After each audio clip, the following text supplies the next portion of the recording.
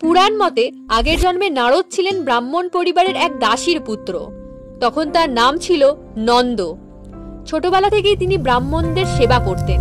সেবা করতে করতে একসময় নন্দের আত্মা শুদ্ধ হয়ে উঠেছিল। ব্রাহ্মণদের মন্ত্র দেখে ও পুজোর মন্ত্র শুনে তিনিও মন্ত্র জপ করতেন।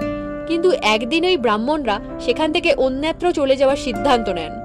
ব্রাহ্মণরা তাকে ছেড়ে চলে যাবেন এই কথা শুনে অনেক কষ্ট পান নন্দ। তাকে ছেড়ে না যাওয়ার সবার কাছে অনুরোধ করেন, কিন্তু সাধুরা তাকে বোঝান যে সব মানুষকেই একদিন যেতে হবে, কেউ এক জায়গায় বরাবর থাকতে পারেন না। বন্ধন থেকে মুক্তি পাওয়াই মানব জীবনের উদ্দেশ্য। নন্দর এই ভক্তির প্রতি তুষ্ট হয়ে সাধুরা তাকে স্বর্গীয় জ্ঞান দান করেছিলেন, যা স্বয়ং কৃষ্ণ গীতায় বর্ণনা করেছেন। এই জ্ঞানের সঙ্গে স্বর্গীয় আলো নন্দর অভ্যন্তরে প্রবেশ করেছিল। ব্রাহ্মণরা চলে যাওয়ার পর তিনি মায়ের সঙ্গে সেখানেই থেকে যান এবং বিষ্ণুর আরাধনা করতে থাকেন। হঠাৎ একদিন সাপের কামড়ে মায়ের মৃত্যু হয়। সেই শোকে জঙ্গলে গিয়ে বিষ্ণুর ধ্যান শুরু করেন নন্দ। তার প্রচন্ড তপস্যায় তুষ্ট হয়ে বিষ্ণু তাকে দর্শন দেন। শ্রী বিষ্ণু নন্দের পবিত্র মন ও ঈশ্বরকে পাওয়ার প্রবল ইচ্ছা দেখে খুশি হয়ে তাকে বর দেন যে পরের জন্মে তিনি বিষ্ণুর পরম ভক্ত হয়ে জন্ম নেবেন। তার এই ভক্তির কারণে নারদ হয়ে জন্মে তিনি অমরত্ব লাভ করেন। এরপর নন্দ নারায়ণের আরাধনা করতে করতে গোটা বিশ্ব ঘুরে বেড়ান। সব সময় তার মুখে শুধু নারায়ণের নাম। এইভাবে কয়েক হাজার বছর প্রলয়ের পর বিষ্ণুর নাভিপদ্ম থেকে ব্রহ্মার উৎপত্তি হয়। বিষ্ণুর আশীর্বাদে ব্রহ্মার মানসপুত্র হিসেবে জন্ম নেন দেবর্ষি নারদ। শ্রী বিষ্ণুর সবচেয়ে বড় ভক্ত হিসেবে পরিচয় পান তিনি। এই নারদের পিছনে বেশ কিছু রহস্য লুকিয়ে আছে। যেমন কৃষ্ণের জন্মের কথা প্রথমেই নারদই কংসকে জানিয়েছিলেন। তিনি বলেছিলেন তার বোনের অষ্টম পুত্রই হবে কংসের মৃত্যুর কারণ। আবার এটাও বলেছিলেন সেই অষ্টম পুত্র আগে অথবা পরেও জন্ম নিতে পারেন। এসব শুনে কংস তার বোনের সকল পুত্রকে বিনাশ করার সিদ্ধান্ত নিয়েছিলেন। দক্ষ প্রজাপতির কন্যা ছিলেন দেবী সতী। পিতার মুখে স্বামী মহাদেবের নিন্দা শুনে সহ্য করতে না পেরে তিনি আগুনে আত্মহত্যা করেছিলেন।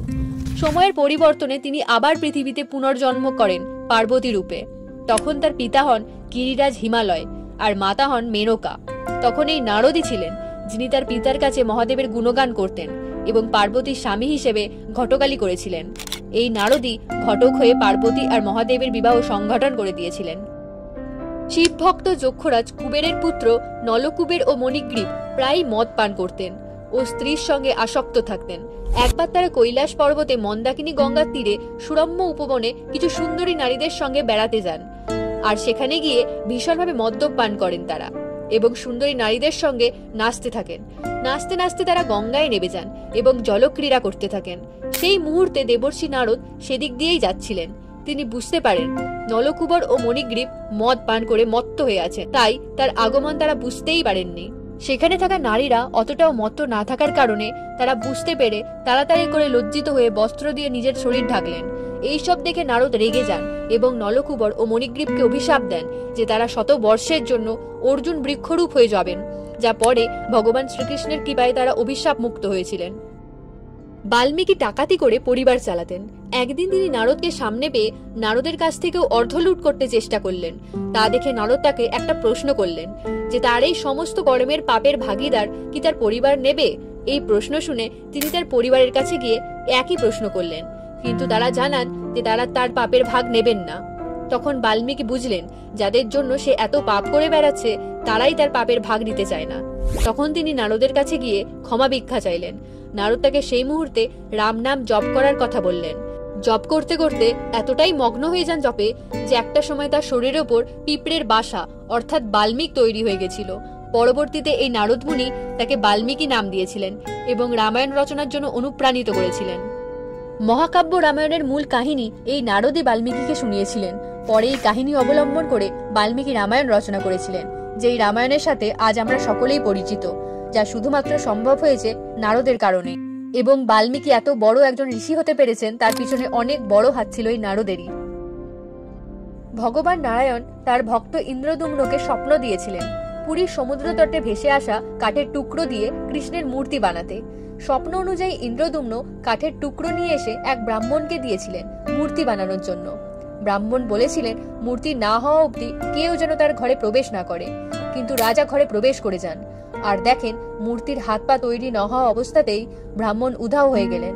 তা দেখে রাজা ভীষণ বিমর্ষ হয়ে পড়েছিলেন।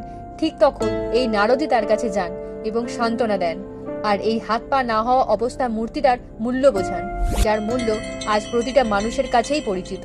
ঠিক এইভাবেই প্রত্যেকটি ছোট বড় ঘটনার পিছনে থাকতেন এই নারদ মুনি। নিমন্ত্রণ থাকুক বা না থাকুক, এই নারদ মুনি প্রত্যেকটি জায়গাতেই উপস্থিত হতেন আর নিজের বিচার শোনাতেন। প্রত্যেকটি উদ্দেশ্য পূরণের পিছনে প্রায় এই নারদ মুনি কোনো না কোনোভাবে জড়িত। উদ্দেশ্য সফলের পিছনে নারদের অনেক বড় বড় হাত ছিল, যা প্রায়ই রহস্য রয়ে গেছে আমাদের কাছে। কিন্তু কিছু কিছু রহস্য এই ভিডিওর মাধ্যমে আজ তুলে ধরার চেষ্টা করলাম আপনাদের কাছে। ভিডিওটি ভালো লাগলে অবশ্যই একটা লাইক করে দেবেন, আর হ্যাঁ, সাবস্ক্রাইব করতে ভুলবেন না।